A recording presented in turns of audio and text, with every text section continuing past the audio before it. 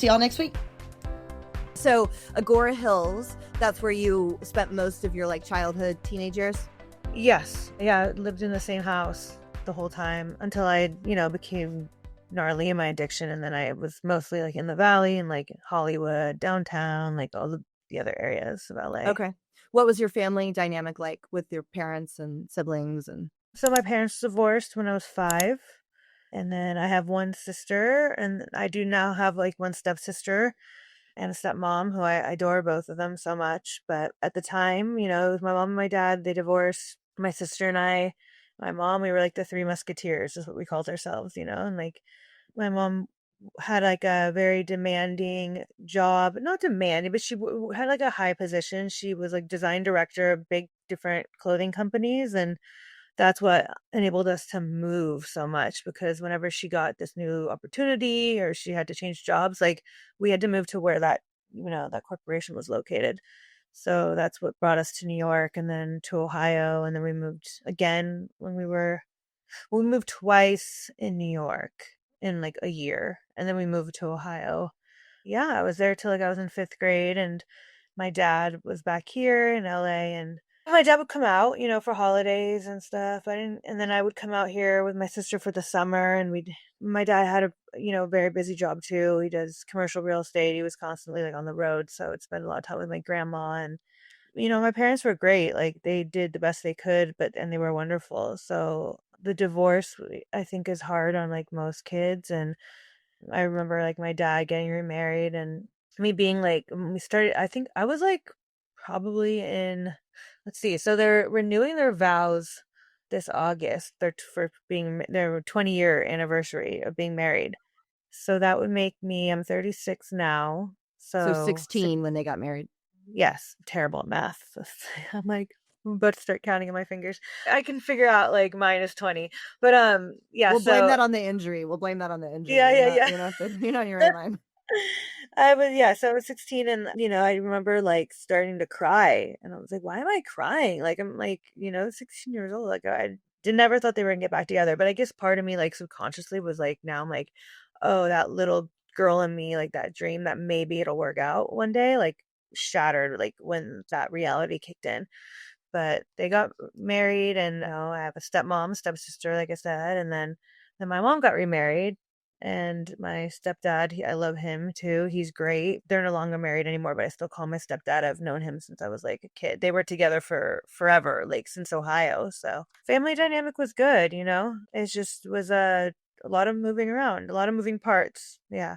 How did you do in school after you landed for the last time? So you land in Agora Hills. How do you do in middle school and high school? And when do you start using? Like, what's the first time you get high?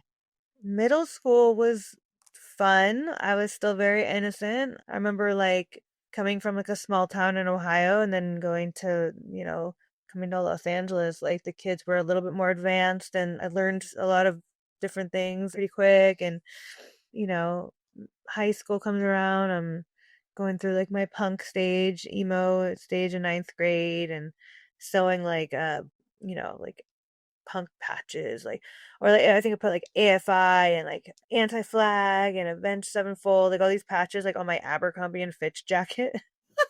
That's like the ultimate LA emo kid. It's an Abercrombie jacket with those patches. That's fucking hilarious. I missed that whole, I was loaded, I think, when that was a thing. I didn't even learn the word emo until I was sober. Yeah. And my husband, who's your age, told me it. It was never a thing, because I think it was like your generation in high school. That was a whole movement or style that I was so like unfamiliar with. So you were that kind of. Yeah. Okay. And I was like just kind of hanging out with like, I had like a little group of girlfriends, and then I had like this boyfriend who was very like punker, like he had Liberty spikes, wore like eyeliner, black nail polish, and we smoked weed on the weekends. That's when I first started to like use. I didn't like it though. I've said that before in other podcasts, like that I, looking back, noticed that was like very addict behavior to like do something, not enjoy it, but then like couldn't stop myself from doing it again. So yeah, smoking weed on the weekends, and then we started drinking, and I would drink to like excess. Like I just felt like no, like I could never get drunk enough, and then I would just get drunk to the point where I'd puke, and or get close to having like alcohol poisoning, and yeah, so it was like I constantly felt like this is not enough to get me where I want to go, and I'm not sure where I want to go. I just know that this is not taking me there yet. Yeah. What age is this? So this is ninth grade. Oh, okay. So you start at like 14. Yeah.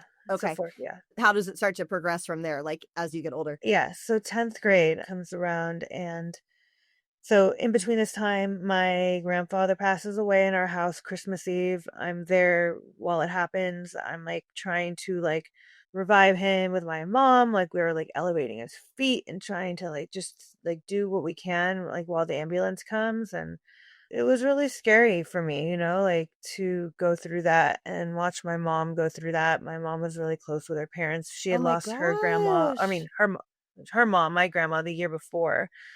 So it was just like it was a lot, and How did he die? he just had a heart attack. We were Oh getting ready for no. my mom was cooking Christmas dinner. We were getting ready for church. I was upstairs in my bedroom and I'm playing guitar, and I feel really guilty about this, and it never has left me. And it's not that big of a deal, but like, so like, I remember him like walking down. This is right before he died, and he like stops at my bedroom door, and he's like trying to like ask me questions, trying to connect, trying to interact, and I'm just like getting frustrated because I'm trying to learn this guitar, like the guitar chords, and like I just kind of like kept like being short with him, like, oh yeah, Papa, okay, like, like pushed him off. And I'm like, damn, like I wish I hadn't done that because that was like the last interaction I had, and then he walked downstairs and he sat down in the kitchen and they were talking, my mom and my papa, and then he just like stood up. He said he felt dizzy and he had a heart attack. Whoa. Oh my gosh. And he died there before like the ambulance got there? So, yes, so the ambulance got there, they were able to, like, revive him, and this is what's, like, really fucked up. So, like, they were able to revive him, and they put him on life support. Now he's at the hospital, and, like, the next day comes around, it's Christmas Day, and he pretty much, like, he dies again, like, but for real this time, like, Oh my so gosh. it On was just, Christmas like Day? yes. So it was just, like, Christmas Eve to Christmas Day, like, it was a lot, Christmas was not the same for many years Yeah. after that, Yeah. and my mom slipped into, like, a very deep depression. She didn't leave her bed. She would, she was crying. It was like I didn't know how to console her as, like, a 15-year-old girl, and we didn't have a man in the house at the time. My stepdad, Howie, wasn't here yet, so he was still in Ohio. They were, like, doing long distance. Or was he? I can't remember. He might have been here, actually. I take that back. Things are foggy, but I just remember, like, not being able to I feel like he wasn't, though, because I remember feeling like I had to be the caretaker, and, like, she would be, like, mixing, like, her Xanax and drinking and, like, saying she didn't wanna live anymore, and that was really hard. So that was, like, the time where I was like, "I wanna go do something else." Like, this wine and this beer and this, hard liquor and this weed is not doing the trick, especially the weed. I couldn't stand that shit. Ugh, Yeah, me neither. hated it. I hated smoking weed. Even if I Really? You could, too? yeah, hated it. I hated it. I never wanted to be out of it. I was like a cocaine, meth, and then later small amounts of heroin. I mean, I ended up, you can't help it. You get super fucking strung out. You're doing a whole rig, sure, by the end. But in the beginning, I never wanted to be out of it. There are those people that do opiates that want to be unconscious. Like my husband wants to be unconscious. That's his goal. That's not mine. No, that's I not want to mine either. be, yeah, I want to be more awake. I want to go up. I don't want to go down, And so I didn't like weed either. It just made me out of it. And I don't want to be out of it. I want to be able to talk and understand what's going on. I don't like being out of it. So I didn't like weed either. Yeah, like, I felt like I couldn't have a conversation with someone. Like, I can't even take a shotgun of a hit, and I would be like, "Oh, Me like, what's going too. on?" Like, Me too. over analyzing Me everything, and, too. like, Yeah, yeah. yeah, I'd be like, "Oh, that person just said that because they're trying to impress this person." I would just, like, I felt like it, like, raised, like, layers and, like, revealed the truth behind everyone's interactions and, like, by the end of the night, like, I didn't like anyone, including myself, and I think that's what, like, it was just not my thing. I don't know how people do it all day long and drive and work. I'm like, "How do you function?"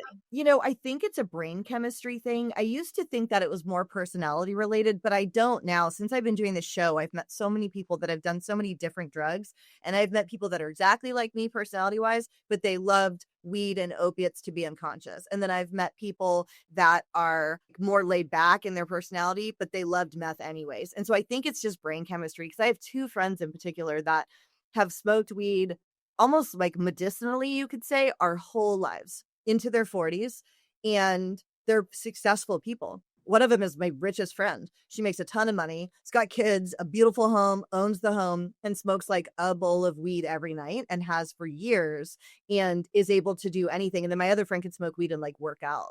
And that's just not me. And I think it's just a brain chemistry thing, how it Yeah, yeah, affects you. me too. And it would actually make me feel, like, physically ill. Like, I would get, like, nauseous and stuff from it. That's so traumatic what happened with your grandfather. It's so tragic to me because nobody ever could have prevented that. Life is just messy and traumatic sometimes. But if you have that happen, if your kid is there, your parent dies and they're a witness, that's very traumatic for the kid. But it's like, what are you going to do? Stuff like that happens. Life is so messy and hard sometimes. Like, there was no way, probably, to have undone that for you other than maybe therapy at the time, I guess. But being 14 years old and watching someone die would have been incredibly, incredibly traumatic. Yeah, and it's funny because for many years I, like, brushed it off that, like, it wasn't, like, a traumatic event for me, that it didn't affect me that much, but, like, now, after doing so much work on myself, I'm like, that's where the shift happened, like, it was at that time, you know? Yeah, totally. So he dies. You're drinking, smoking weed, partying a little bit more. How does that start to escalate throughout the rest of high school? So then I'm like, let's start going to raves.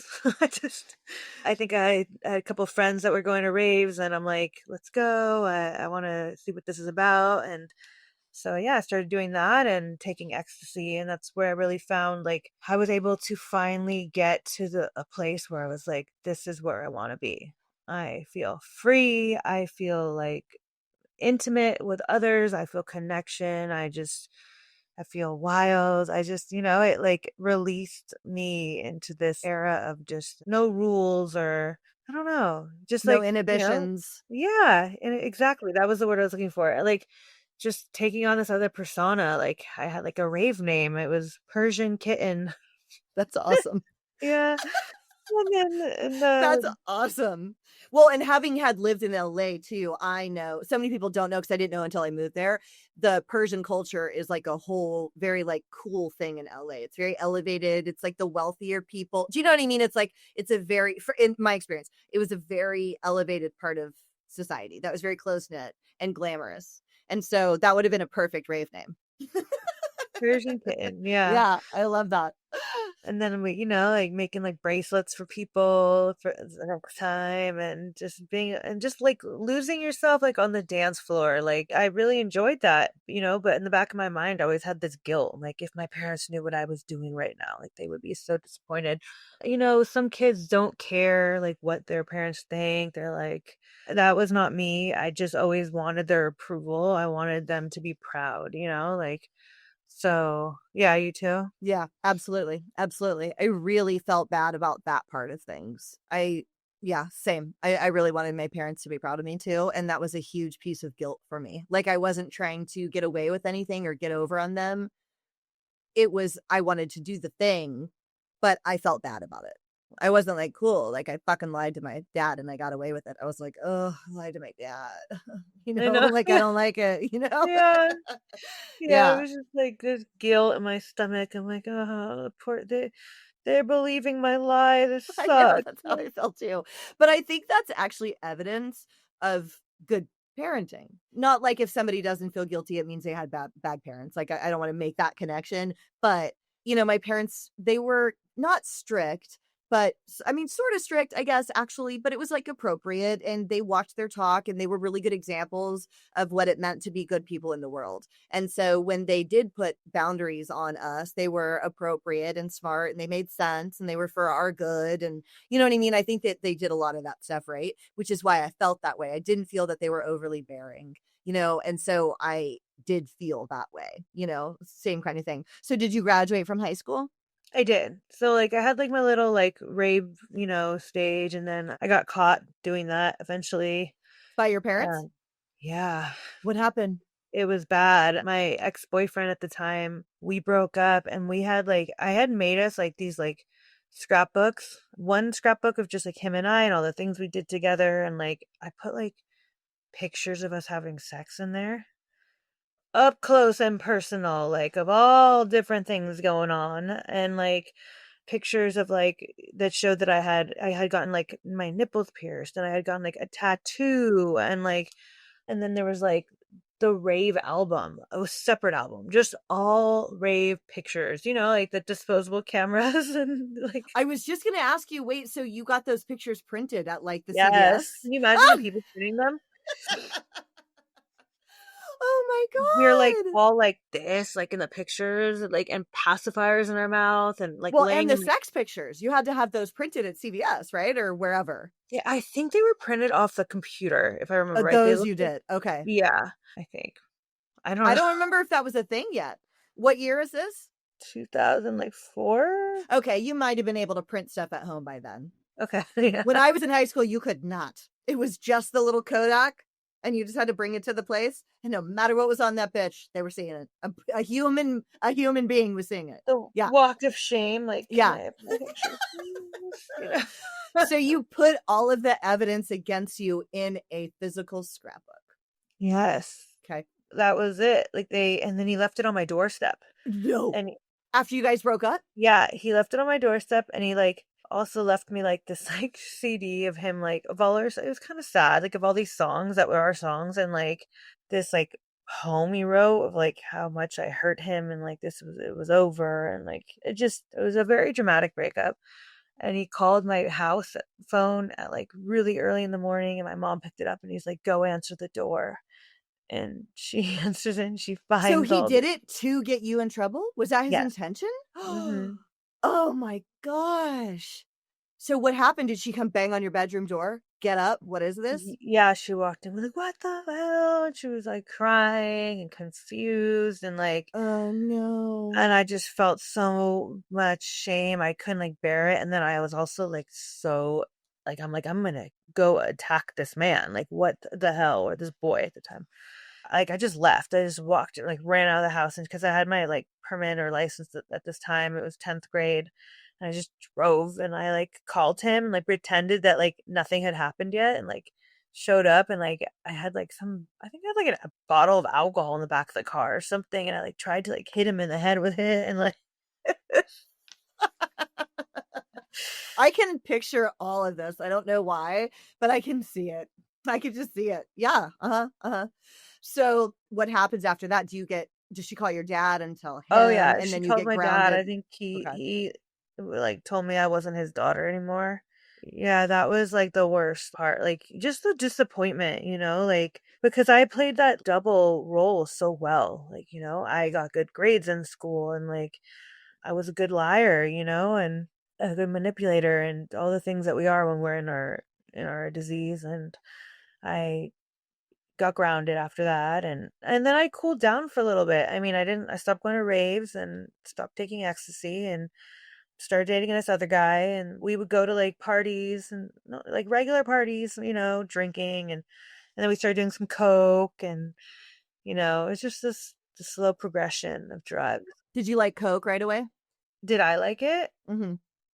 No, I swear, it's like, looking back, I don't really think I liked any drug at first. It was weird. Like, it was just like, I didn't like I guess I just like being sober, and I didn't realize it, like, but I wanted so badly to be out of myself? Yeah, the coke made me, like, feel, like, anxious. I had, like, a lot of anxiety already, so it kinda just, like, exhilarated that, And then it always like, make you have to go to the bathroom. I'm like, oh. Then I got used to it. So I started to like it and want to do it. And I forgot about that part till you just said that.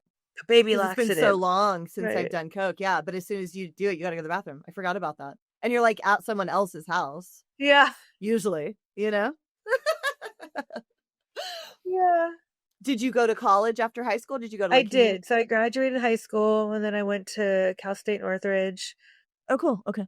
From there, now I'm with a different guy and he does other stuff. He was doing meth and he didn't do Roxy. So I don't remember. I still don't remember how I got introduced to like, oh my God, it just dawned on me. I swear, I've said this in so many podcasts that I don't remember like how it made that transgression, but like I literally, it just clicked right now. That's great. This gets to be a Chasing Heroin exclusive. Okay. What So the happened? first time I tried Oxy, I was up in Mammoth. And I was with these 2 dudes up there. I remember it was, like, right after a friend had died from an overdose, and I was up there and, like, I could smell, like, that, like, a weird smell, and I'm like, "What are you guys doing?" And they're like, "Oh, we're smoking, like, Oxys or Roxys or whatever," and then I tried it. I tried smoking it off of foil with them, and that actually I did like. I liked that feeling, you know? It made me nauseous. I have a very weak stomach, I think. Everything makes me nauseous. Like, it made me nauseous, but I liked it, and then I went back home and I sought out Roxy's and then, yeah, and I was able to get this, like, dirty doctor who was just, like he gave me, like, 300 Roxy's a month, like, the 30s, and then, like, Somas and Valium and I Xanax and, wonder, was it the same guy RJ went to?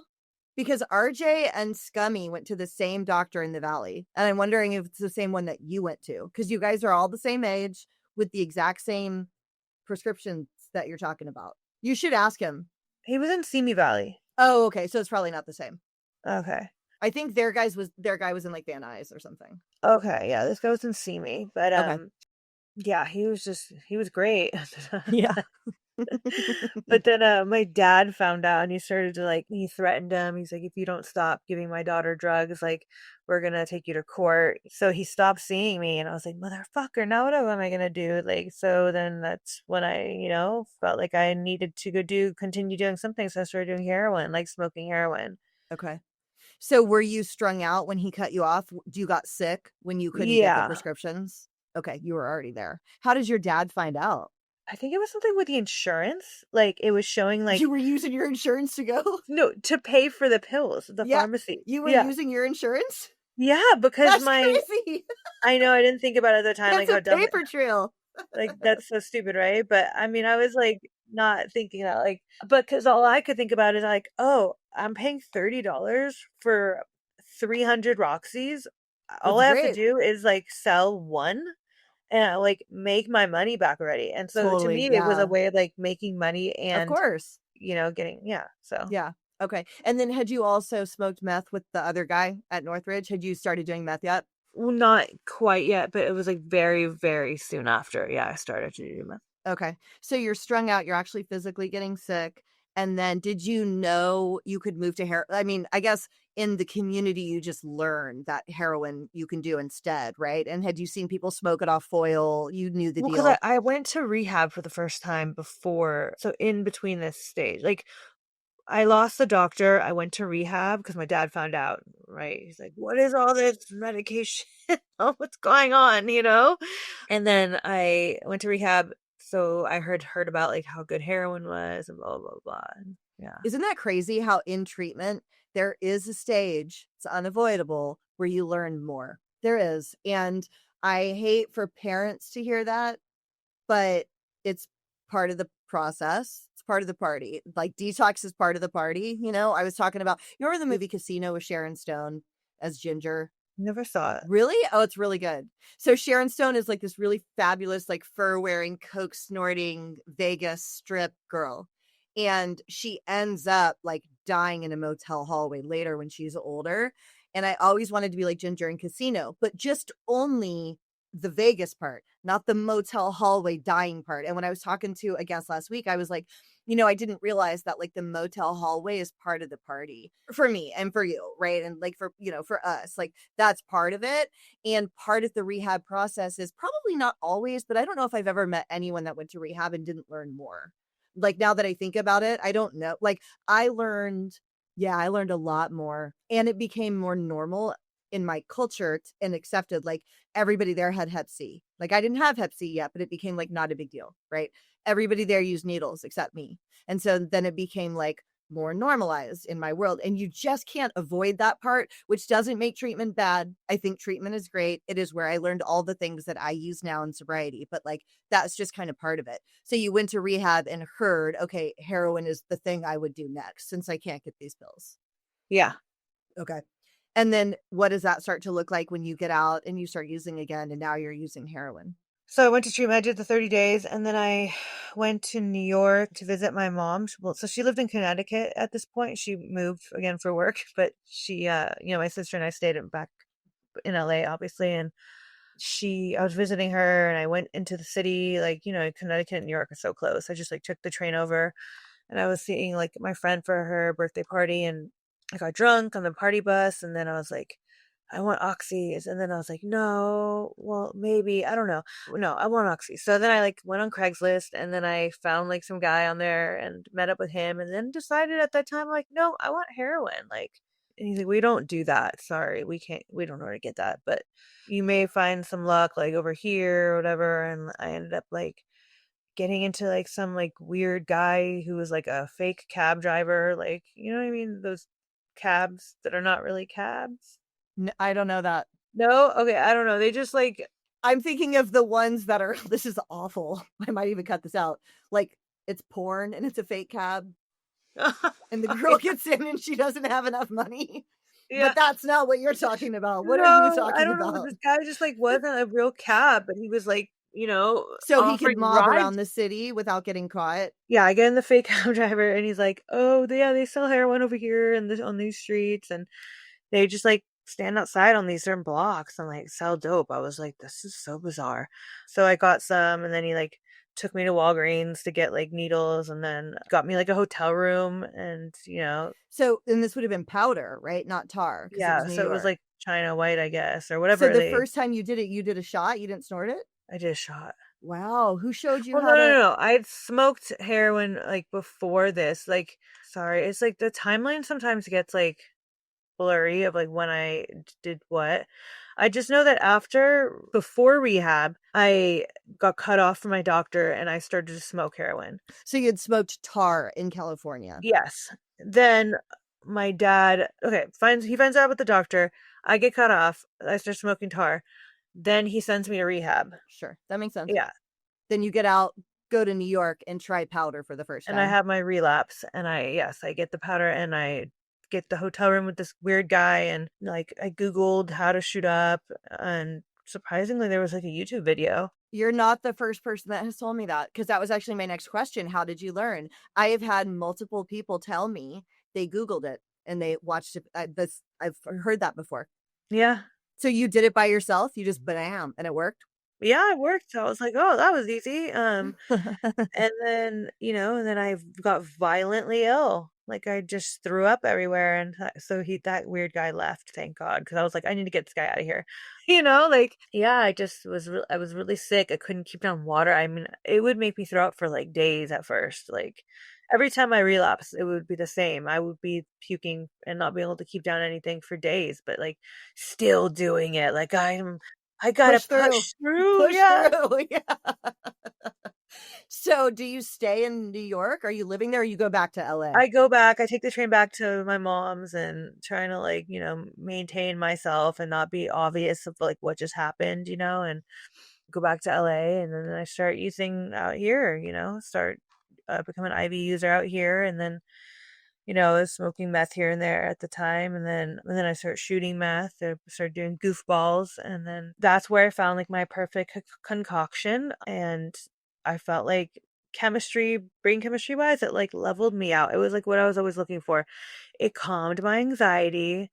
It made me feel warm and fuzzy, and then, but I didn't. I was like you. I did not want to be like, Nodded out. Yep. and let's like there were plenty of times I was just like gouged out, like nodded out, like that was unavoidable, but like I wanted to be like up and like get the shit done and like I Yeah. mean, That was my perfect thing too. Meth and heroin IV shots. yeah, Goofballs, right? which I hate saying goofball. I just say speedball, even though I know that means cocaine. I say speedball, but I know it's supposed to be goofball. Yeah, I just Why like do you not like speedball. saying goofball? I don't know. I don't know, but I've always been like that. I think because when I was younger, I knew Robert Downey Jr. did speedballs and like famous people did speedballs. And then goofballs just felt like the white trash version, which it is, which it is. And so I just like didn't want to say it, but that was my favorite thing too. Ideally, I had both. Like I had to have the heroin, obviously. Like if I only had $20, that's what I had to buy. But it was never my preference to only have heroin. It was always my preference to have both. And that was kind of like my ultimate drug of choice. Did you finish school? Did you finish college? I did not. No, I was there for a few years, but just my grades, like I actually got my transcript like not that long ago to look at everything in case I wanted to go back and finish. And I was like, whoa, I can see the decline, you know? Like I remember like going to school and like going to the bathroom to do a shot and like being in there for hours. And by the time I come out, like the class is like done, you know, and like I couldn't do it. So I had to drop out, Where did you you go know, after that? And how were you paying for dope at this time? so I was paying because I was doing like these underground like poker game parties. I was not me throwing them. I was like cocktail waitressing them. Okay. I had like little odd jobs here and there, you know, like just to like look normal to my parents, but Yeah, yeah. I was actually going to ask you this, and I've never asked a guest this ever, that I'm feeling like asking you this. You're obviously very pretty. no, How thank did you. that play into your addiction? And that kind of just answered my question. You got invited to host these, you not host, but be like a waitress at them. You had to have been able to leverage your look for money, right? I mean, was that Yeah, I helpful to mean, you? definitely like, you know, as women, like if we, you know, and you're beautiful as well, by the way. I didn't make any money off of my appearance for No, sure. I'm sure that you could No. have though if you tried. I did not look good when I was using, dude. I did No? not look absolutely not. No. I had a picked face. I couldn't afford contacts. So I was missing a lens. Yeah, no, I did not look good. I was not gonna hostess or I was not gonna be cocktail waitress anywhere. Yeah, No. well, like, so this stage, I wasn't like that bad yet, I guess. I'm like shooting up meth and heroin. I'm like, "I'm not that bad," but it wasn't like showing yet, I guess you could say. And yeah, so the cocktail waitressing, you can make a lot of money. They pay you in like chips, but unfortunately, that scene is very unhealthy, you know. And I ended up like escorting from there because like there would be guys that wanted extra, and the money was just too good to turn down, you know. And then, so I did that for a few years. I ended up like one of the guys, he like really took a liking to me and he was like, I want you to be like the main girl and you bring your girls on. So then I started involving my friends like in these games and like they'd be cocktail waitressing and then some of them started escorting. So I felt like I'm like, damn, I have like was not a good influence, you know? Sure. Yeah. Yeah. Tell me about the poker games. Where were they? They were like it was so weird. So they would be like some of them were at people's houses. The first one I ever worked at was at this weird prop house in Malibu, like on PCH, like up this hill, like behind this like succulent place. Like the feed store on the corner, that place, or another thing further up? Burned up. I don't know, it was like a succulent shop. I'm not Okay. sure. And it was like up behind it, it was like a prop house. Like a fake house, like it wasn't That real? they use for like different Sets and things. stuff. Yeah. Okay. And like Okay. so they would that was the first one. Then there'd be like other ones in like warehouses or like, you know, penthouses in downtown. Oh, that's cool. That's kinda Yeah. cool, though. I I know, mean, I'm right? sure Like you met some really cool people. yeah, it was like this whole subculture, like just like and you just like and then also the games, like they would pay you if you brought players that had never been there. So they'd give you commission for the players. I'm like, ooh, I'm gonna make this like a networking thing. I'm gonna like start inviting this guy to this game and then like I'm just gonna like I always saw it as like a business too. So I'm like, I'm gonna try to make as much money as I can, you know, but Were there any celebrities ever at these games? I don't remember meeting any celebrities, no, but there was a sheriff that used to host one of them. Sure. Okay, an LA sheriff? Yeah. That's Oh, funny. Ventura, Sheriff. Ventura. I'm picturing Molly's Game. Did you ever see the movie Molly's Game? I haven't watched that yet. It's been You on know my what I'm list. talking about, though. She was Yeah. like the poker host. You know what I mean? It sounds Yeah. kind of like that, but she had a lot of Yeah. celebrities in her game too. It's a really good movie, actually. If you haven't watched it yet, you should Yeah, watch it. I'll It's really probably good. end up watching it after this now because I Yeah, have no, nothing totally. else Yeah, to you've do. got time. You're sitting there with Yep. your broken fucking leg. Watch it. So you're doing cocktail waitressing at these games that evolves into escorting. Are you living by yourself at this time? I don't remember. I think I'm still at home. Yes, but I'm still at home because my mom is in Connecticut, right? She left the house. She took all her furniture and then she just left the house to my sister and I. So we had this huge empty house. Not huge, but Wow. like a Okay. big house, Yeah. but it felt big because it had no furniture in it except for like our bedrooms, and so we lived there together alone and like it was just like it was fun. Like, here, come have the party at our house, and my dad was living in LA, but I didn't see him that often. So it was hard to get like a gauge on like where I was in my addiction, I guess you could say. Totally. Yeah. Because to them, I'm like, I'm going to see son. I'm checking in. And when I do see my dad, I'm presentable. So it was just like, again, I'm lying. I'm doing this double life. So yeah, I did that for a while. And then the escorting really took like that was like really hard on me, like emotionally. It really changed the way I looked at men. It was hard for me to like have any kind of healthy relationship. I didn't like myself. It was disturbing. Like, you know, What about it made you look at men differently? just like seeing these guys, like most of them were married, you know, and like they just like disgusted me. I don't know how else to put it. Can you trust men now after seeing that many men that were married? Have you worked through that or do you still have a hard time with that? I do trust. I get it's the person. I guess it's the person. Like, I've always been like very trusting, like almost too trusting of people, even like after being burned or being cheated on. Like, I guess that's like, I don't know, could say it was a flaw, but other people are like, oh no, that's a good quality to have, like to just trust. But I don't, there's also a point where it's like becomes like you're naive, or like you're just like living in fantasy worlds. It made me look at sex differently. Like, I didn't enjoy it anymore. I didn't want to be touched. Like, so I'm dealing with all that now and my like addiction. And then I just couldn't take it anymore. So I stopped doing that. I was like, I need to find a different avenue to make money, which was hard because you can make a lot of money like that. So I ended up I was dating some other guy now. I went through boyfriends like it was crazy, like just one after another. Just like when you're in your addiction, like you need like to rely on other people, and it's easy as a woman to like be taken in and like here, come stay with me, and but you know what that entails, the come stay with me part. So yeah, my hustle went from that to like finding receipts out of trash cans and like, did you do Stealing the the same stuff thing? and returning it for cash? Yeah. Yeah. I only did that stupid shit. And when I look back, I'm like, I could have done some escorting probably in the beginning. I didn't even think of it.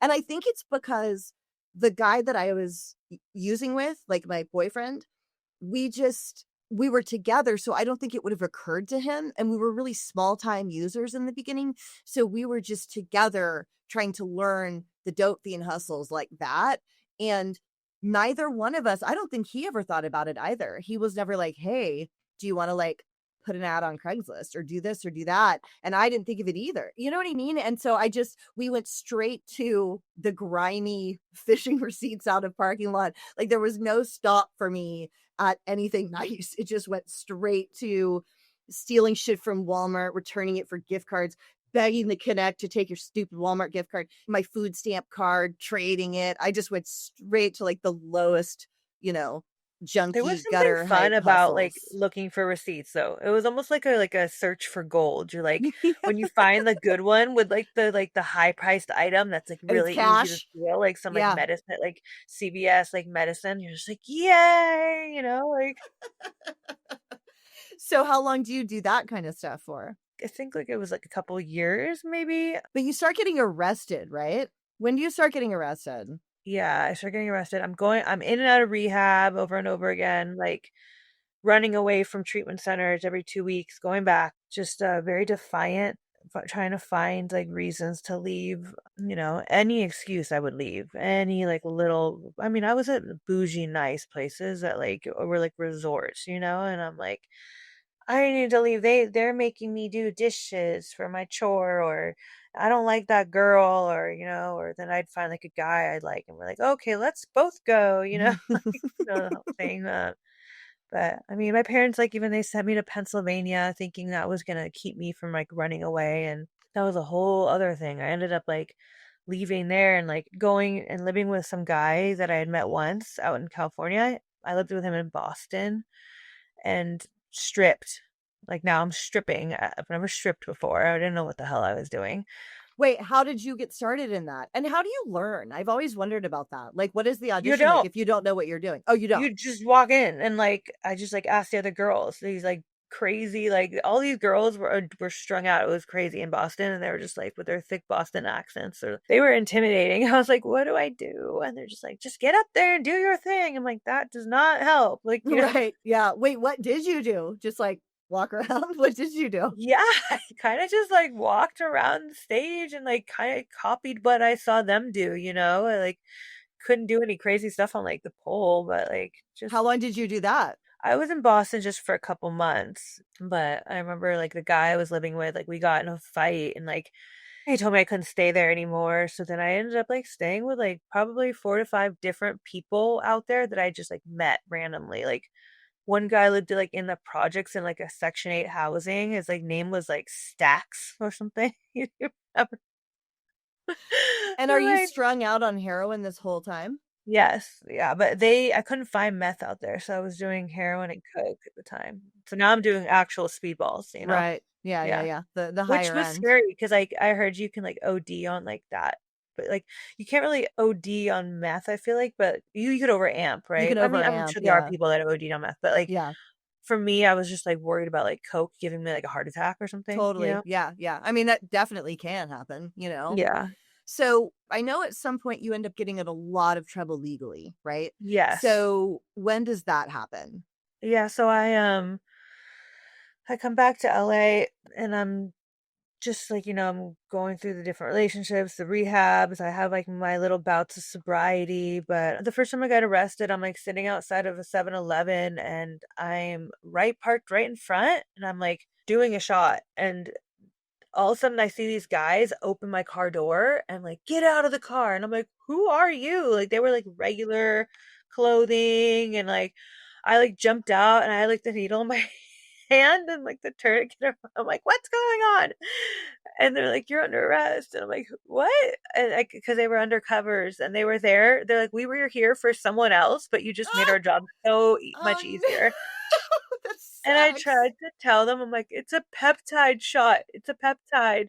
And they're like, what? And I'm like, yeah, like, I swear.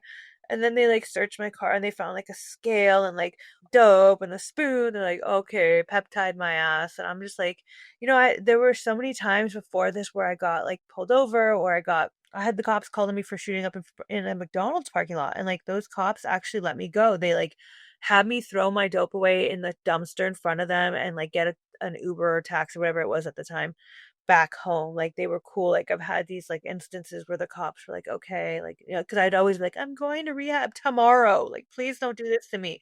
That was my line. So it was just like I got away with it for so long, and then finally, like this time, I was just like the guys. They were like, "No, I'm like, please, I'm going to rehab tomorrow." I just remember sitting on the curb, crying my eyes out. Like I'm like, my dad's never gonna talk to me again. That's what I said. Like my parents are never gonna talk to me again. They took me to jail, and then it turned out to be like a DA reject. So I didn't get like in trouble for that. Like it didn't. I didn't get convicted for anything. Did you bail out or did you have to stay there for a few days? I think I got like most of the times I went, I had my friends bail me out.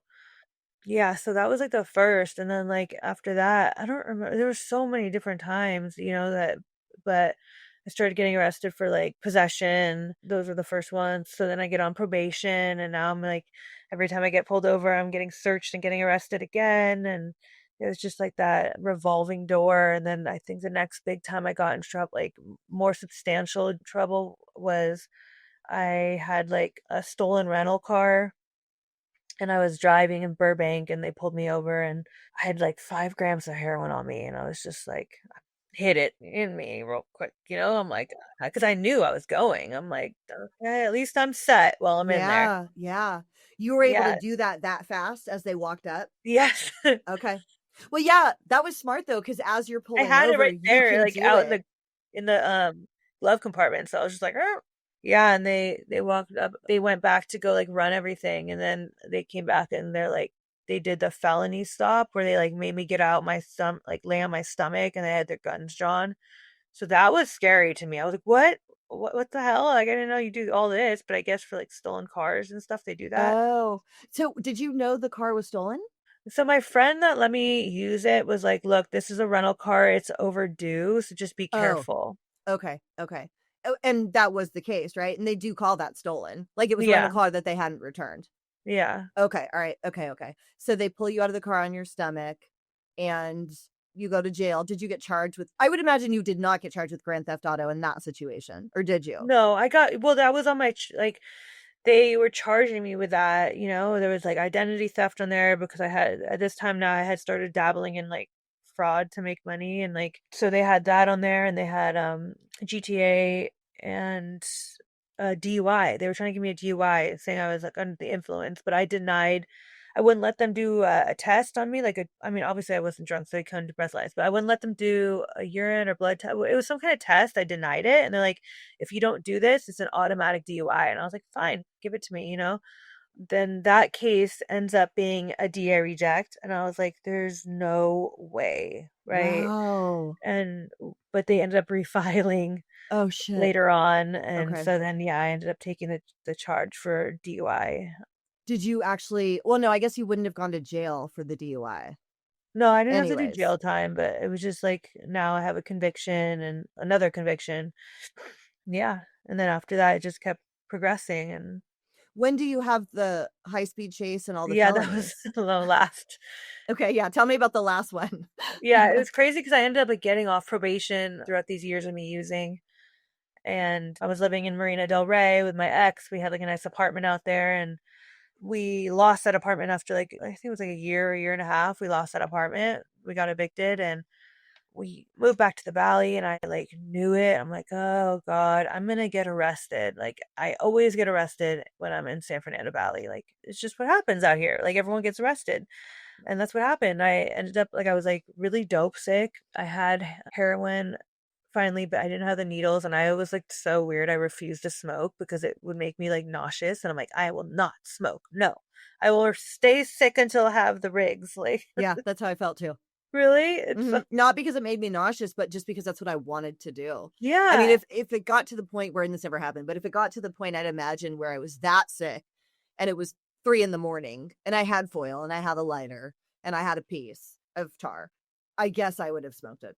But I was doing You everything I feel so could. unsatisfied. You're just Yes, like I would be doing everything I could to get a needle, yeah. everything I could.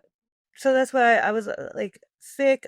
I drove to Walgreens and picked up the, you know, the bag of rigs. I went through like the drive-through and now I'm like sitting in the parking lot and I'm doing something on my phone real quick and I'm like not in a parking spot, but I'm just like kind of just sitting there and my car looked really suspicious. I had like a Dodge Challenger Hellcat. It was like all blacked out. Like the windows were all tinted, the lights were all tinted. It was already a black car. So it was just like looked like I'm looking back, I'm like, that was probably not the best move on my How part. did you Like even have that car? I got it fraudulently. Like, yeah. So it wasn't considered like stolen. Like it would not like if you ran the plates, like it showed up that it was fine. So I felt comfortable driving it, but I'm like, that wasn't a smart idea to do that, like black out all the windows, make it look like that, you know? Yeah. But Wait, how did you get it fraudulently? through just like using a profile, like using someone else's like credit and like bank account. Okay, okay. Yeah. Did you make the payments? No. The payment went through. I'm just wondering, do you think I can get in trouble for saying What this? year was it? This was probably 6 years ago, 5 years ago. I think you're cool, but don't say it. You never got charged with this, what you were about to tell This me? was in the, yeah, this was like in my big case. Oh, okay. So you already got in trouble for this. Yeah. Okay. Yeah, yeah. Actually, I did plead guilty to it, so I could tell. Okay. Okay, okay. Duh. Um, so So the payments would come out a few times before the person well, I went through noticed. Carvana. Okay. So they just like deliver them. They deliver it to you. That's crazy. They do the payment, like, I chose to, like, have it paid one time out of the bank account, so it went through at the time.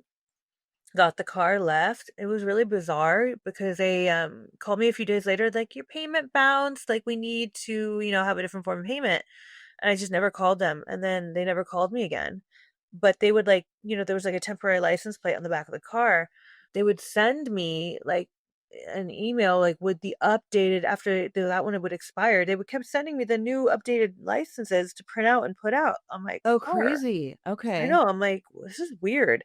And then it wouldn't show up as stolen in the system. I don't know what happened, like, it somehow, like, went into, like, the ether, like, it just Weird.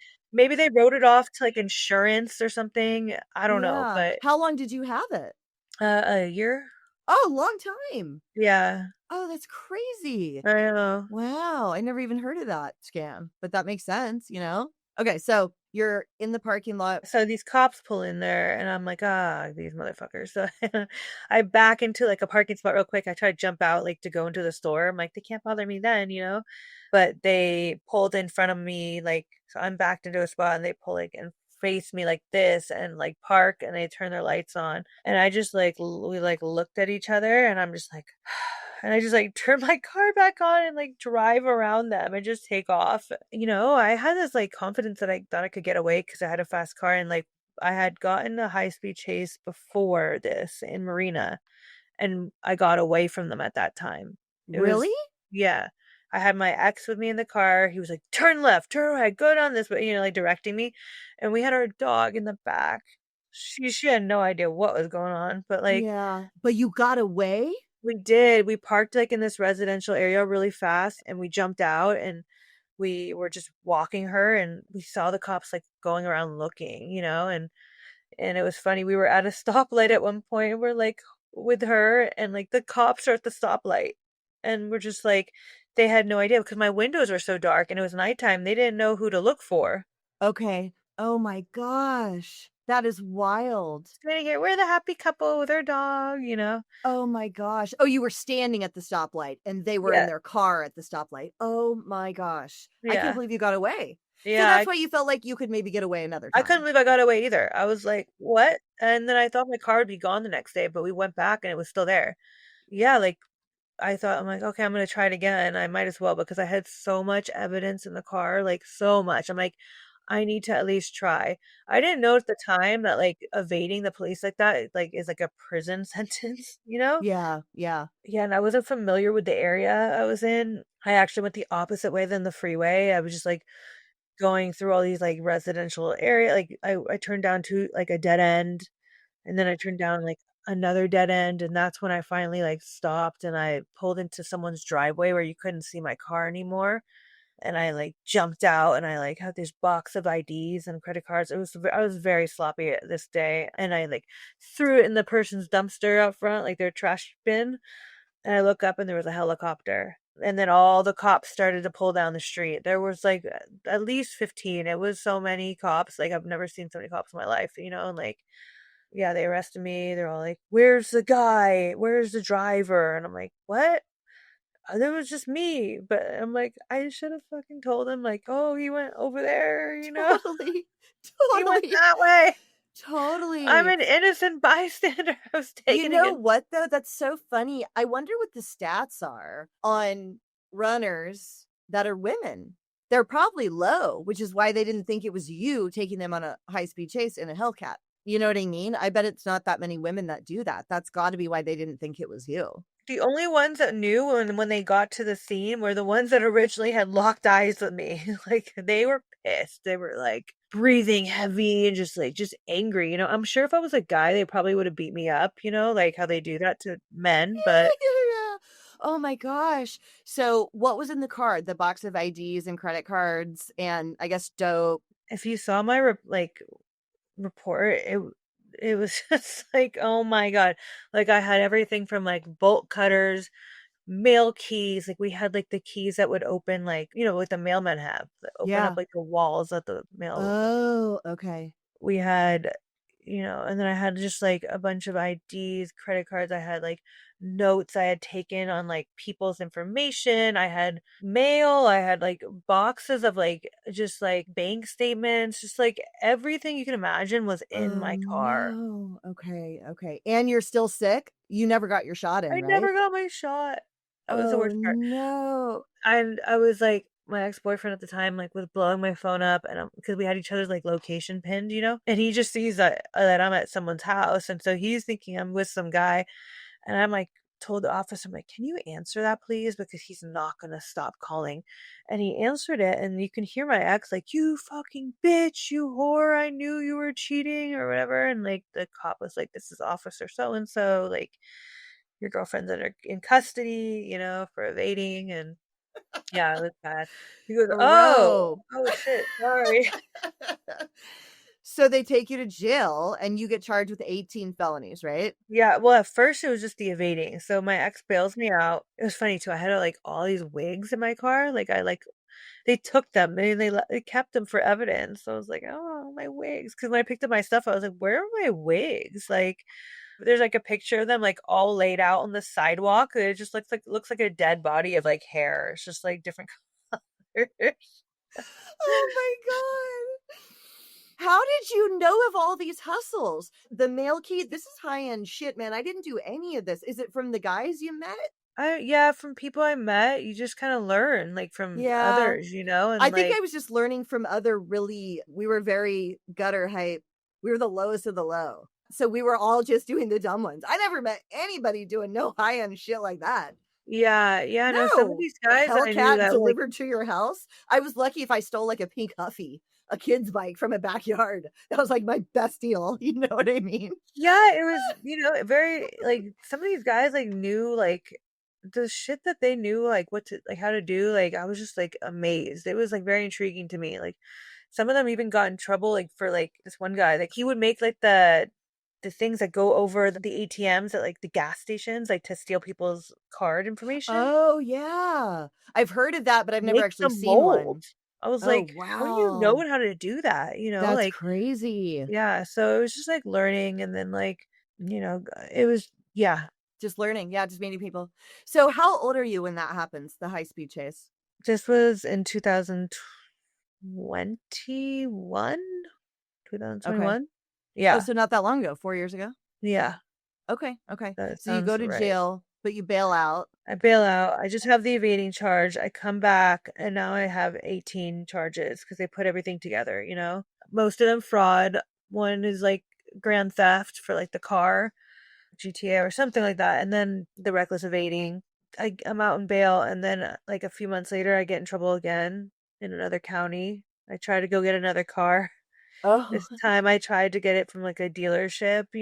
Using, like, a fake ID. Yeah, so I had everything ready to go, and then they got tipped off because the girl had just happened to find out. Like I had multiple things like opened up and like cars opened up in her name, and she got tipped off on another one, and so it was like the whole thing got flagged, and they set me up. They called me like because they were going to deliver the car to me at first because it was all the way in San Bernardino. And then they're like, if you come down right now, like we'll give you 0 down on the car. We have a great deal. Looking back, I'm like, dude, how could I have been so but You needed a car too. yeah. And I'm like in my full blown addiction. I'm not thinking straight. I'm like, oh great, cool, and yeah, so I go down there and I go in and like sign the pen. I'm like, this is easy. I'm just signing the papers to do. And then like my ex calls me, he's like, run, the cops are outside. And I'm like, run where? There's nowhere to run. Like, and they come in, and yeah, so I got arrested for that and go back to court, and they're like, you're a danger to the public and we're gonna remand you. And so this is what like my attorney had told me, that like, when you go in there, they're gonna arrest you, like just prepare yourself. And I'm like still using at the time, and I'm like, I'm not gonna go in, then I'm leaving. I'm gonna run. That's all I've ever done, like just run from my problems, and I'm gonna do it again right now.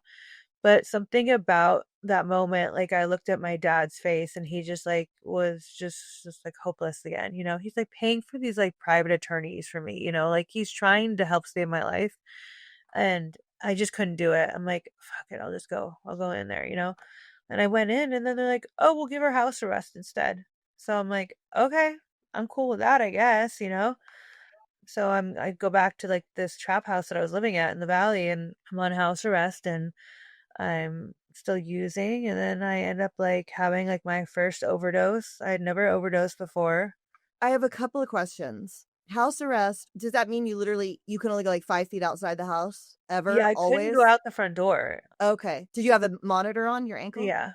Okay, okay. And you could be at a trap house? They just said, "We need an It address?" was some house that like this girl I knew, she's passed away, you know, since then from an overdose, but it was her and her boyfriend's house. Her boyfriend was in jail. This Mexican gang came in, they took it over from her. So then she had asked like my ex at the time, "Can you help get them out?" And he was like a big dude. He was known in the valley for being like, you know, a good fighter and like just like don't mess with him kind of guy.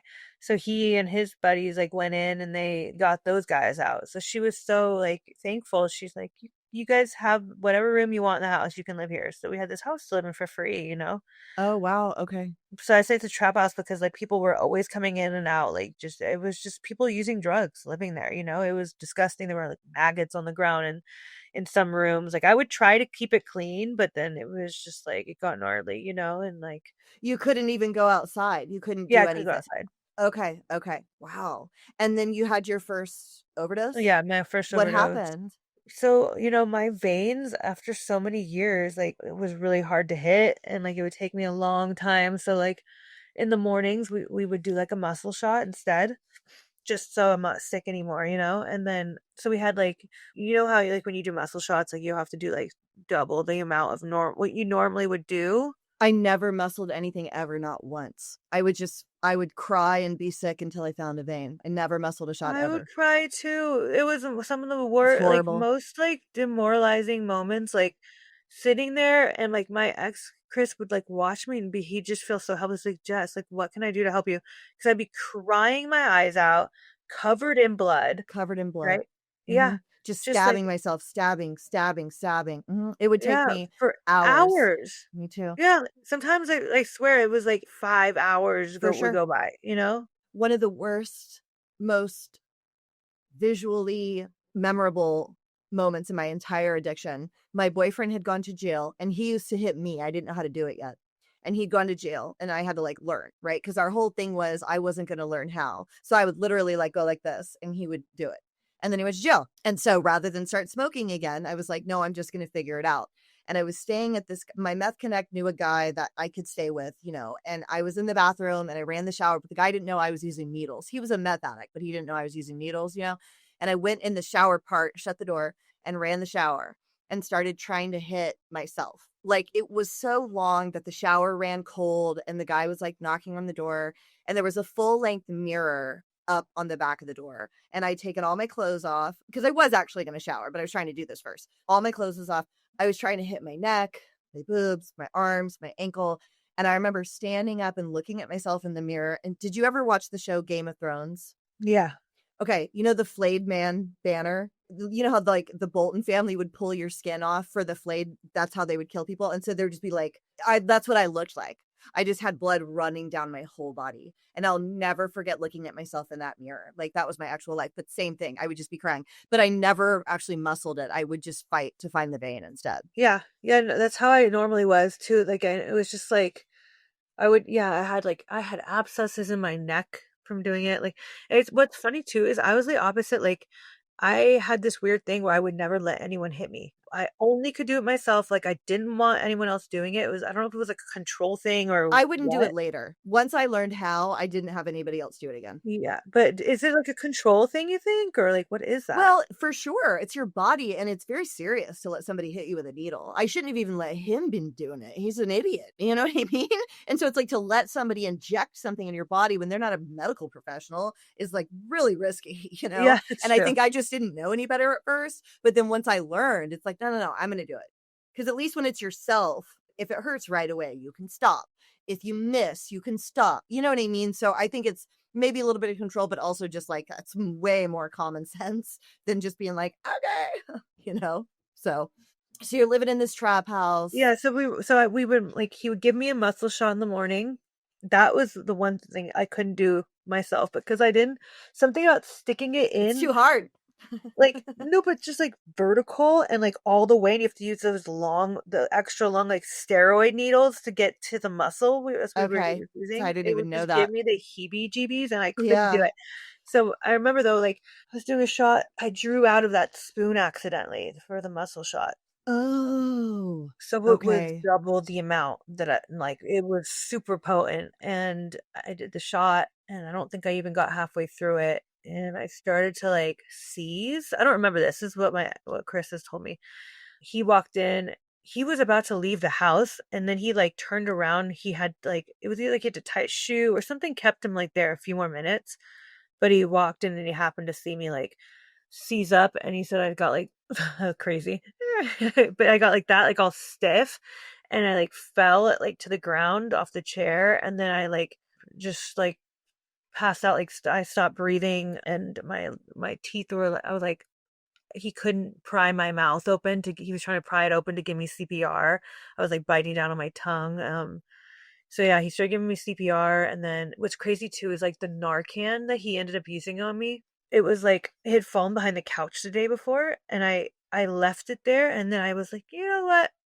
Something in me like just told me to pick it up and put it out on like the table, and I, like, picked it up. I almost left it behind the couch. So I put it on the table, and then he went and, like, he didn't know what to do. He told me, he's like, "I don't know if to keep doing CPR, you weren't breathing, or do I look for the Narcan? Like, what do I" but he had already called the paramedics, like but yeah, he saved my life. He gave me the Narcan, he did CPR, he called the paramedics. I wake up, I hear them on the phone. I'm like, they're, like, on their way over, and I'm like, "What's happening right now?"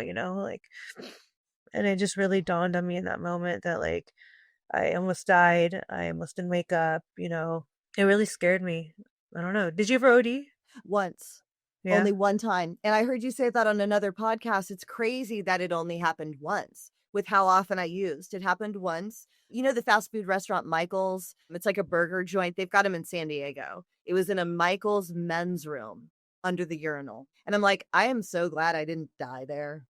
Like, what an awful ending to my life. I was with my ex. He would turned around. So it was when he would hit me.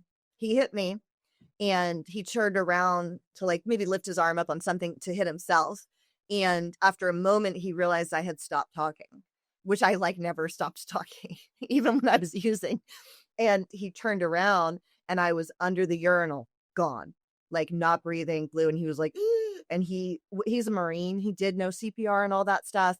And so he did some CPR on me in there. And then he dragged me out onto the grass. And then they heard sirens coming. And this was before Narcan was everywhere, right? This was in 2011. It wasn't a thing that you had Narcan. Like I'd never even heard of it. Or if it was, we didn't know, right? This was like in the early days of Suboxone even, like it wasn't as known.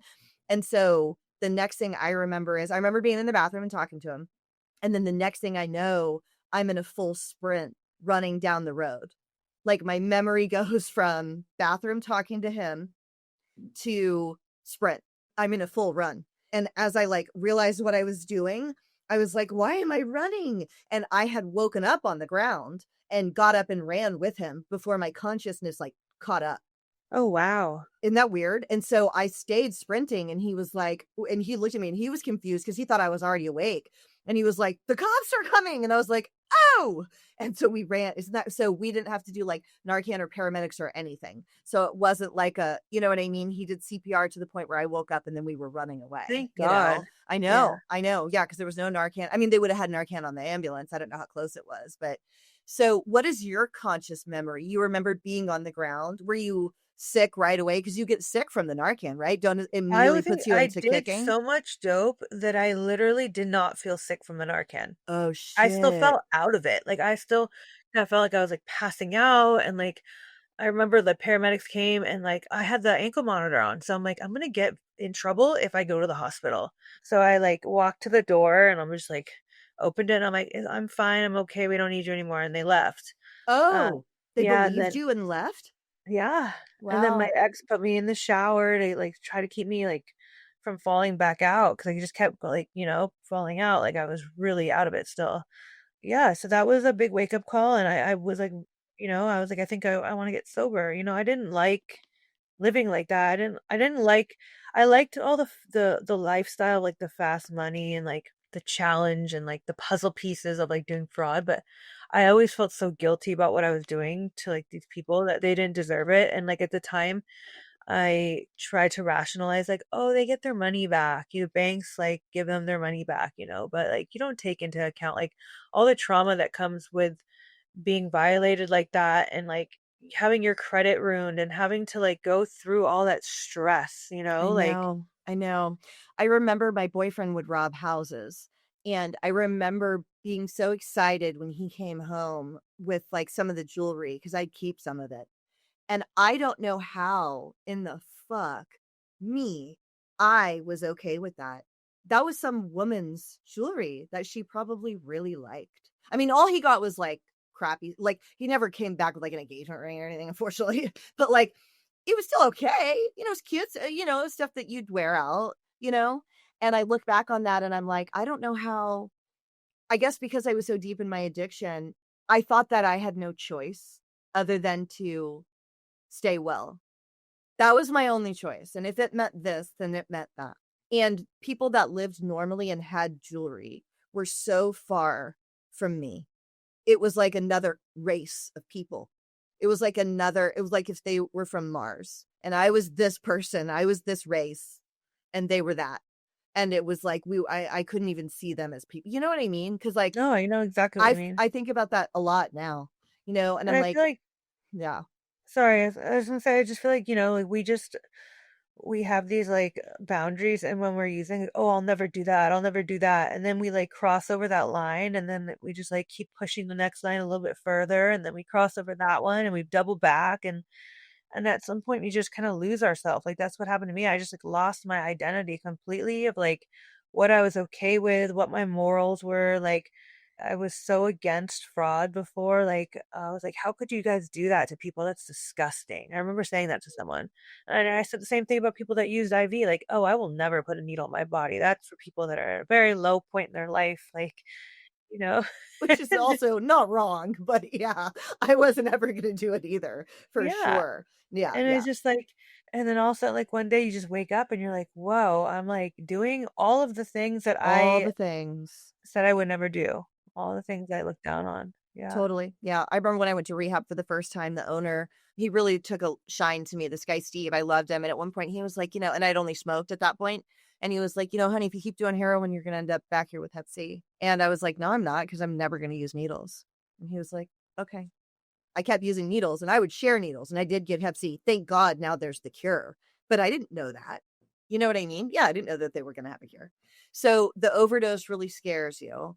And then what happens next? Do you actually get sober? Yeah, so I ended up getting, like, a staph infection in my foot. I was, like, always getting staph infections, and, like, at one point, I was even septic. I almost died. I had, like, 104 temperature, like, I was very, very sick, and, like, I just didn't like, it didn't dawn on me, like, I was, like, still trying to, like, have my ex, like, sneak heroin into the hospital for me. It was, like, during COVID, like and he did, he, like, cut out, like, a hole in my shoe and, like, put it in there, like, all dramatic, like, you didn't have to do it like that. But, yeah, so I was always getting septic or, like, not always, I got septic once, I was always getting staph, though, and, like, MRSA, and I got one in my foot from trying to shoot in a vein there and missing, and so it was just, like, the perfect storm of things that happened, I had the OD, I had the, like, all this, like, I was on house arrest, I had all this, time, like, court stuff hanging over my head, and then I get the staph infection. So I called my dad and I said, "Okay, Dad, I'm ready to go get sober, but I need to go to the hospital and it might have an infection." And he picked me up immediately. Like he came, and like took me to the hospital and they treated me for my staph, but then they also just detoxed me there, like in the regular hospital. They were so freaked out too. They like did not like know. They kept like checking on me like all like suspicious to make sure I wasn't like doing drugs and How would they detox you in the hospital? Just after 24 hours, they gave you a Suboxone or something? Like, how did they do it? they yeah, they had like a doctor there that was He's a family member, a doctor, Okay, okay, so he helped do that. okay.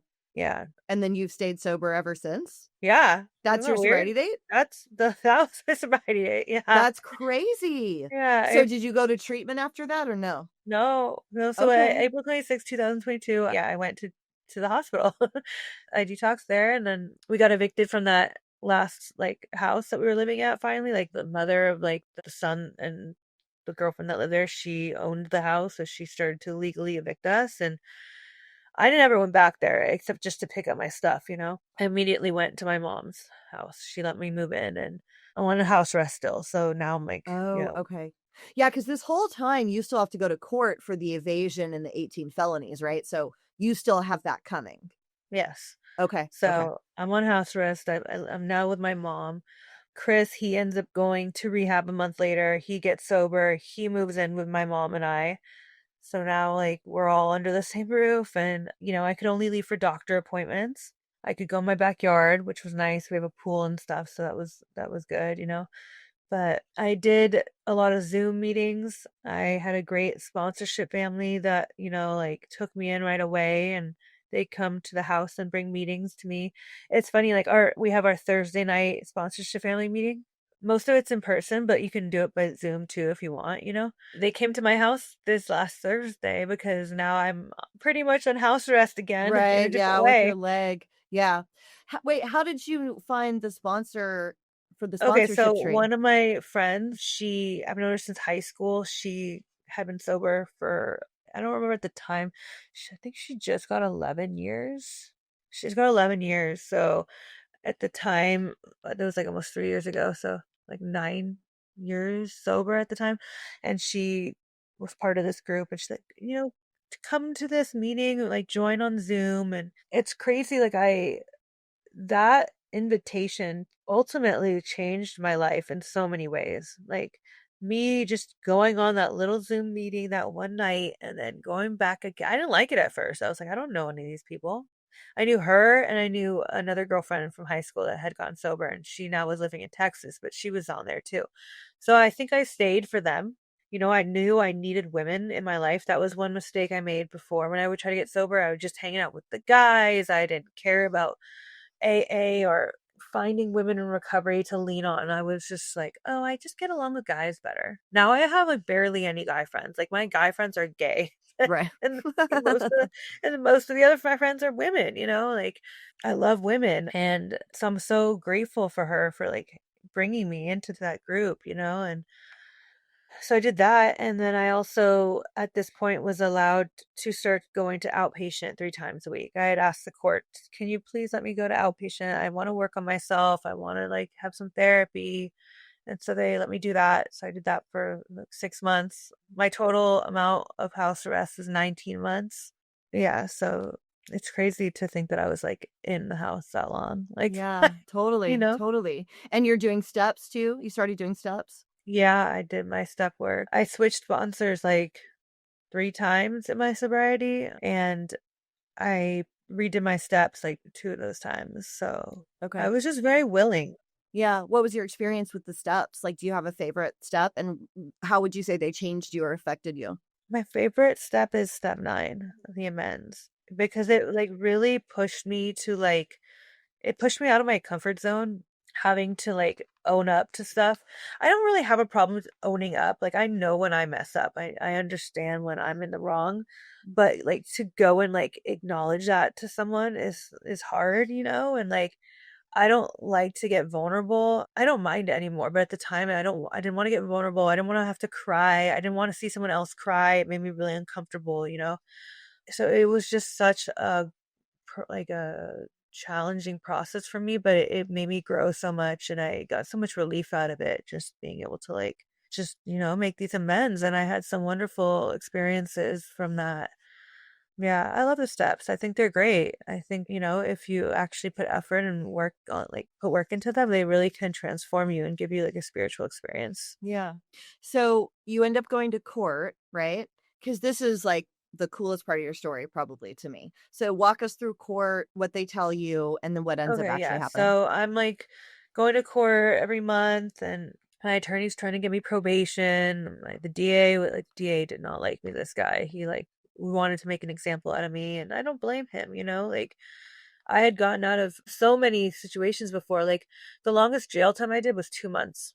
For all the times I've been arrested, I always got rehab, or and so he was like, she is not getting away with it this time. She's going to prison.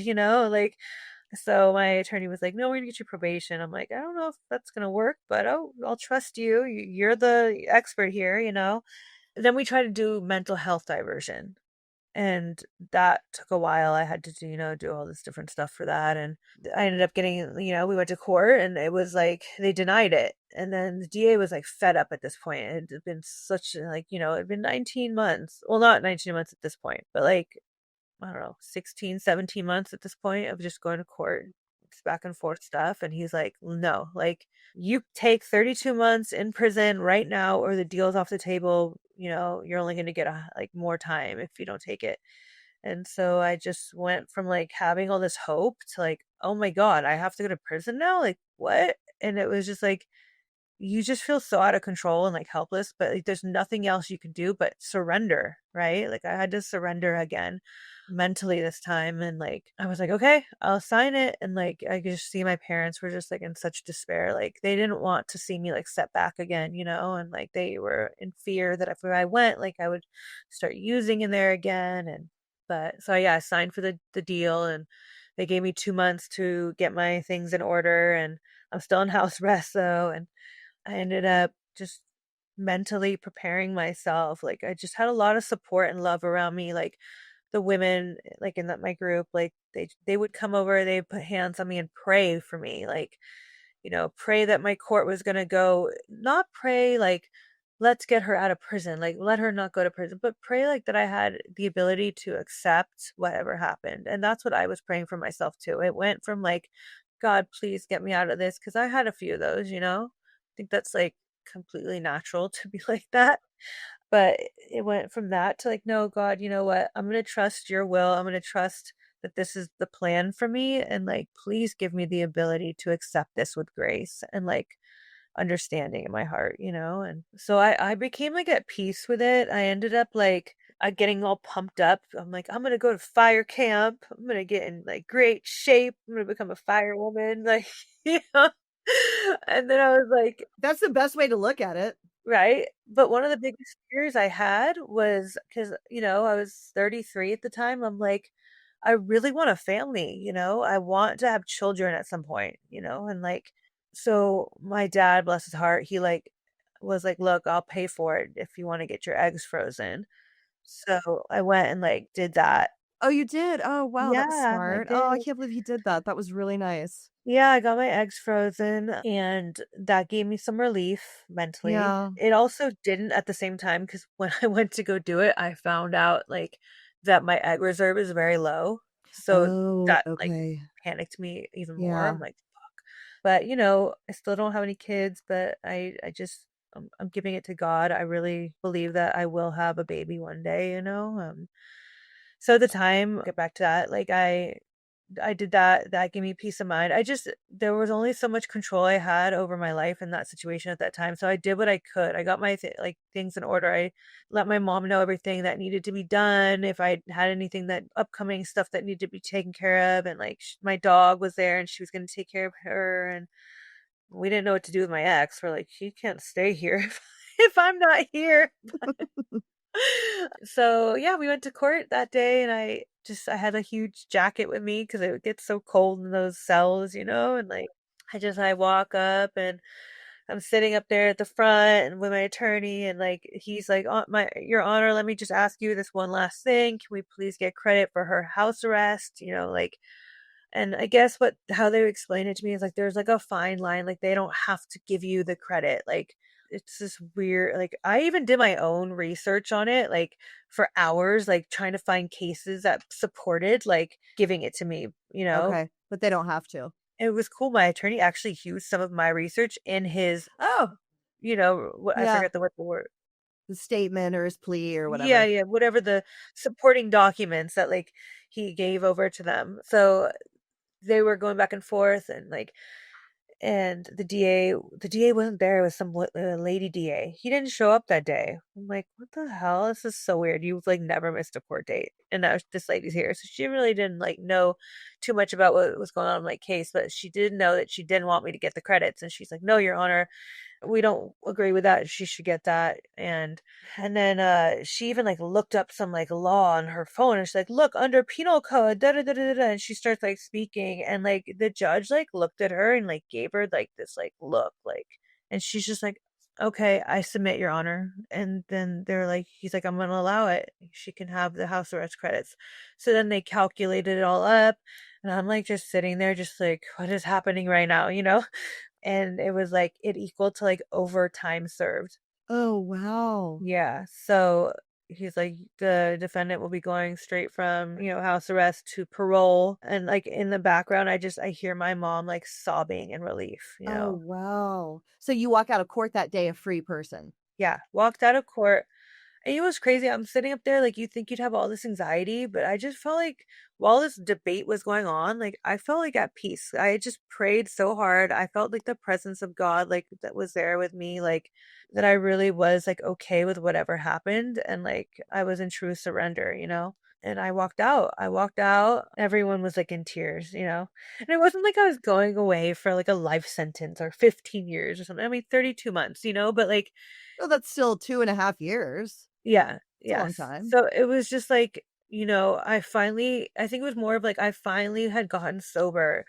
I'm doing well. Everyone around me sees the change in me, and it's like no one wanted me to have to go and like set myself back again, lose more time. I had already lost so much time in my addiction. Yeah, yeah. So I walked out and like they took the monitor off my ankle.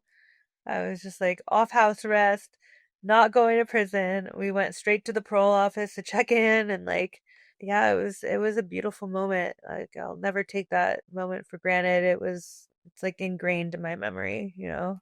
And you've stayed sober ever since. Yeah, yeah, my life just like blew up in the best possible way.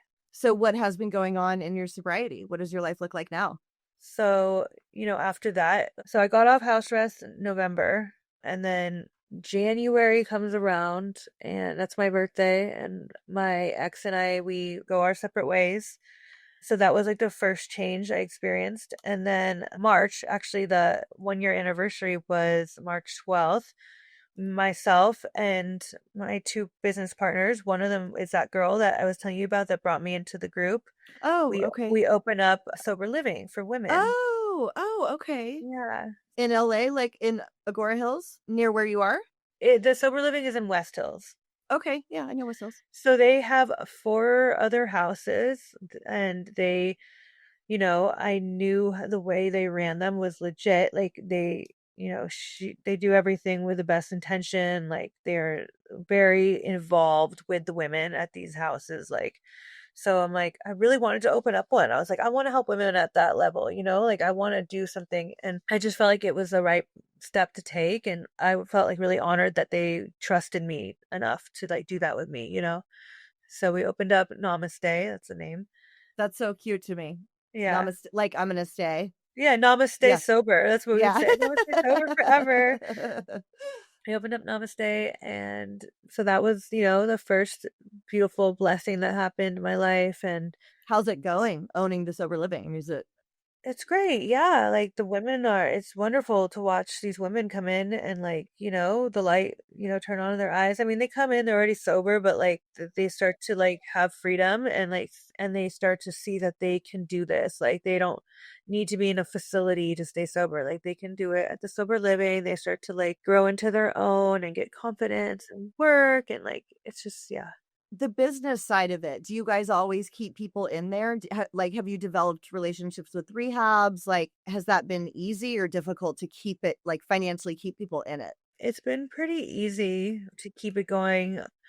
And that is not on my part. That is because my partners are wonderful and they have these amazing relationships with other places and Right. like They've already been doing it for a little while. yeah, yeah. Okay. So I kind of like, was still figuring out early on, like figuring out like my role and how I could contribute. And like I would go over there a lot and like take the women to the gym and like to meetings. And We do like a big book study every Monday night where one of the women will like cook dinner for the whole house and like we'll do a meeting together and Oh, cool. um Okay. so it's yeah, it's been a wonderful thing. And then I started to work also in business development. I didn't jump straight into business development, but I got a job doing kind of like social media, like marketing for a treatment center, like doing like fun, like sober events and posting it on my TikTok and stuff. Oh, And cool. Okay. through them, they hired me to do admissions. And then I went from admissions to business development. And I've been doing business development ever since. And I really enjoy it. I've always been good at networking, even like when I was doing the poker games, Yeah. like, you know? So, Yeah.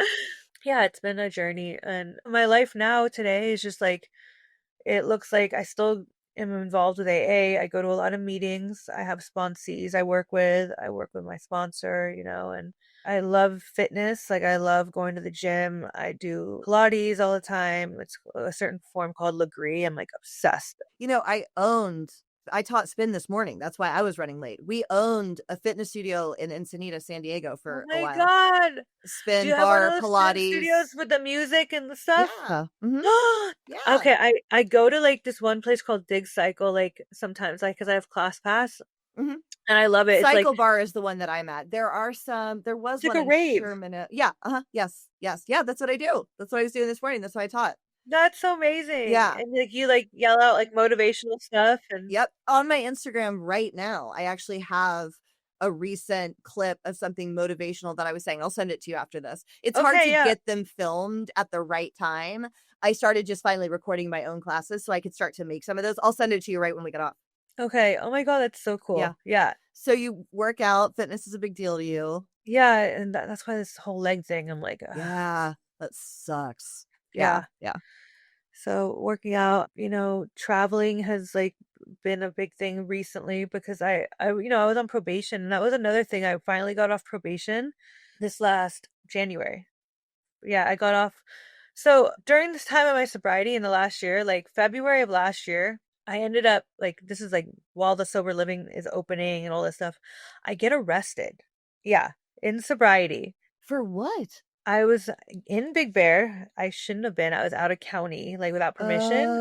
I was Oh. snowboarding, right? And I was coming down the canyon and my car, my tags had not been renewed and I got pulled over. And I got the car, like, it was like a family car. So my dad was like, it was, the tags are coming. We paid for them. Don't worry. Oh. They hadn't paid. They thought they had. So they were actually bad. So I get pulled over and I'm with this guy that I had just started seeing. And the cops like come back to the car and they're like, you're under arrest. Get out of the car. And I'm like, what? For fucking being out of count? I thought that's like a write up, you know? He's like, you have a warrant out of San Bernardino. So that was for the car that I tried to get. Oh, They had never okay. filed. And then they Oh, refiled, they put the warrant okay. out. Oh, They never told shit. me, like my own probation officer didn't know, my attorney didn't know. No one knew I had this warrant out. And I was just like out and about, like living life. Yeah, so I went to jail sober, which was interesting. It was funny too, because I'm wearing this shirt that says shoot your local heroin dealer. Oh my god. They're How long like, were you in just you bailed out? You went in and bailed out? yeah, my Okay. dad got me out like immediately, like, everyone was like, great, I have to go through this court process again, like, and then my probation officer was pissed. She's like, we're gonna violate you. You got arrested out of county. I'm like, yes, but I got arrested for an old thing that no one knew about, including you. Like, I didn't do anything to get in trouble. Like, and so it was this, and they're like, you're gonna have to go to jail for 6 months. I'm like, what? It was like this whole panic all over again where I just had to trust in God and like just let it go and then it ended up working out again. Like she called me back one day and she's like, "Yeah, we looked into it and it shows that your warrant was from before." I'm like, "Yes, I told you that." So we're not going to violate you. We're just going to give you a write up for being out of county. And then I go to court and we are able to pull that charge in with the last case and give me time served. Okay. So it was like God continued to look out. I heard you say something on another show that I loved, which was both fear and faith require you to believe in something you can't see. So you can just choose faith instead. Yeah. And I Yeah. feel like that concept must have gotten clear to you during this kind of stuff, right? Yeah. Over and over again. Yeah. Yeah. Yeah, I mean, you just like, what are you gonna do? You just have to choose faith, you know? Where are you right now? Are you at your mom still, or because now Yeah, you've I got your still live with my broken mom. leg? Okay. I haven't moved out yet. I'm happy here, you know, I've lost so much time, like, with her and, like, we have a big backyard for my dog and, like, she has a dog and they get along and it's just, you know, it's a good place for me right now. I'm coming up on 3 years sober in April. So when they added that charge for the San Bernardino in with my last case, it restarted my probation, so was told I had to do another 3 years. But that's what I'm saying, I went in January at my 6-month mark, and they reviewed it, and the supervisor was like, "Yeah," he's like, "Yeah, I'll let you off, like, I'm gonna sign off on it," and they let me off, so That's incredible. That's amazing. I have one more question because I meant to ask you earlier. Mental health diversion, you were trying to do that for the charge. What does that mean? Like, is that pleading insanity? it's just pleading that, like, you were, like, mentally, like, you know. Not of sound mind. Yes, and that's why they were like, "This is not this."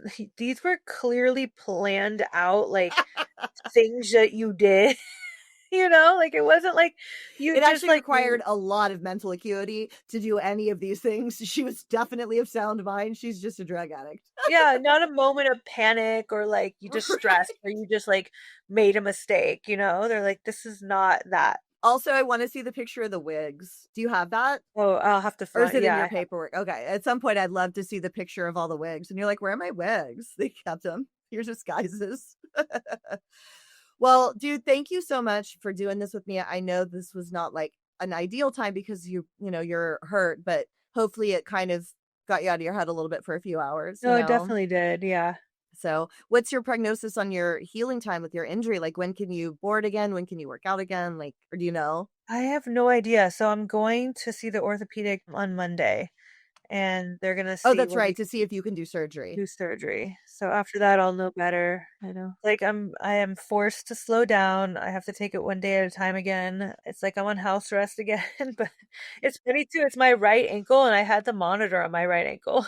Oh, that's crazy. Is it, like, triggering to have to stay inside again? Does it remind you of being on house It's arrest not or not really? triggering, it's just challenging, you know? I'm so used to being out and about. I've actually just had gotten a new car that fit my lifestyle more, like, I got, like, a Jeep Gladiator, so it's like a pickup truck, and I'm like, "I'm gonna take it off-roading, I'm gonna take it to Mammoth." I had all these plans, like, that weekend that I hurt myself, I was supposed to go to Vegas to see my sponsee get married, and then at the end of this month, I was supposed to be in Miami for the Winter Music Conference with one of my best friends. We've had this trip planned for like 6 months. I kid you not. Like, we've been planning our outfits out for like months. Like, Yeah. just like so pumped, working out extra hard. Like, we're going to be in our best shape ever for this trip, you Oh, know? no, that's so And we had to sad. cancel it, you know? And I had two other Mammoth trips coming up, like, that I had to cancel. Like, it's just been an adjustment, you know? And like, yeah, what can I do? There's nothing I can do. So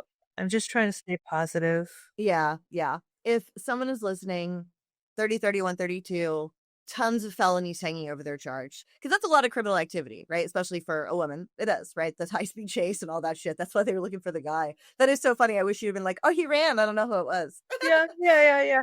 Someone's listening and maybe she's got, 30 days and not a lot of hope because she has to go to court soon. What would you say? I would say to say that mantra, faith over fear. Don't give up before the miracle, as corny as that sounds. Like, you don't know what will happen. Like, I felt so hopeless in my court case, like, so many times. It was like a roller coaster, you know? Like, but I feel like the courts really take a liking to seeing people change, like, that they don't want to, like, put it I mean, some people say that they do, but I believe that they want to see us get better, I you believe that know? too. People go into law as a profession typically because they want justice, not because they're vigilantes.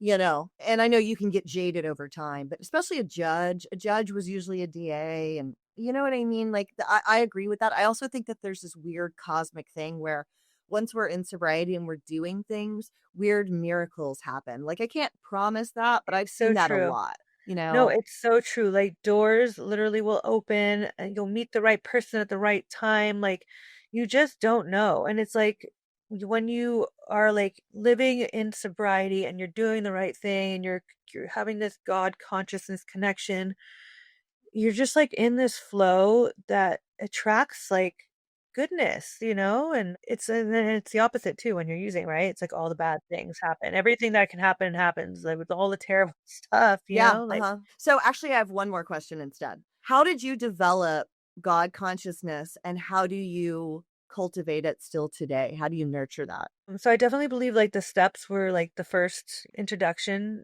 because the step 2 and 3 and kind of forced me to start believing even when I didn't really know if I did. I don't think I didn't believe. I just didn't really know if I did. I would go through like one day I did, one day I didn't. But that kind of solidified it and just my experiences like that I throughout my sobriety, like walking through all this and I've had some tragedies happen early on in recovery. Like my cousin passed away from a fentanyl overdose, and one of my closest friends like from high school, we had reconnected, and then she ended up dying like a weekend later, it was a suicide. And it's just like I have to believe that these things happen for a reason, that there's like some kind of like lesson behind them or some, I don't know. I've learned that good things happen and bad things happen, but God is not the one, in my opinion, that is controlling that stuff. Like, and it's just made me grow closer to God, and like the tragedies have made me grow closer, and all the miracles. And I just, yeah. Another thing too that really solidified my belief in a higher power is that my cravings went away. Like I didn't have to fight for wanting to stay sober anymore. I didn't wake up and think about using, and like that in itself was a miracle. It was a constant battle before when I would try to get clean. That's a good one. Was that pretty soon for you that you weren't wanting to use anymore? Like, do you remember I'd say when that within the happened? first few months it Oh, happened. wow. Yeah. Okay. Yeah, it was pretty quick. That I can only give up to like a higher power, because I don't know how that just would disappear. But yeah, use a lot of prayer and meditation to feel connected. I love different holistic things like sound baths and Reiki, and I went to like an ecstatic dance event the other night. Just Oh, like this, fun. yeah, just like all the different methods to like get in connection again. But for me, a big one is like I said, meditation and prayer. What type of meditation do you do? Do you just like I do a YouTube lot of something guided or meditation, but I'm looking into like different ones right now. I want to get more like I want to be more into the what's the kind that's what's the transcendental. transcendental meditation? Yeah, TM? I want to learn about that. I've been more into like the ones where you chant like mantras. I don't Oh, know what okay, okay. yeah, I really I don't know if enjoyed that's that. called something, but yeah, I know what you mean. Yeah. Yeah. So yeah, different types, but mostly guided. Okay. Well, Jesse, thank you so much for your time. I really appreciate it. You have an incredible story. I'd seen little bits and pieces on Instagram about the high speed chase and the house arrest and the monitor. And like when we first connected, I was like, oh, okay. And then I started seeing those and I was like, oh, wait. Yeah. Hold on. What was that? All right. Let me get this girl scheduled. Yeah. So thank you so much for your time. I really appreciate it. And I hope that you heal soon and, keep me updated and let me know. I'm gonna come do a cycle class once I'm healed. Yes, that would be amazing. I would love for you to do that. You got to do that. Okay. Okay. All right. Well, I thank really you. enjoyed speaking to you and like hearing a little bit about you, and like we seem to have a lot of similarities. We So. definitely